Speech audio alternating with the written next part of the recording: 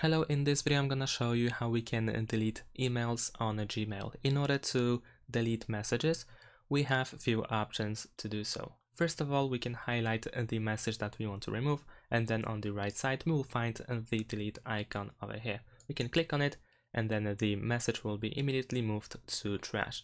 We can also select the squares, so we can select multiple messages, and then at the top we can click delete in order to remove multiple messages at once, like so.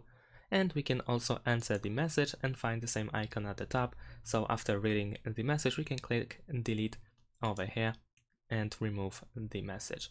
But before the message is completely gone, first they will stay in trash for 30 days by default. So on the left side, we can click on more, and then we will find trash. So if we go there, then we will find all these messages that we have removed, and these messages are here for 30 days. We can also empty trash now in order to immediately remove these messages if we are sure that we don't need them. We can also select messages that we want to delete instantly, and then we can click on delete forever over here.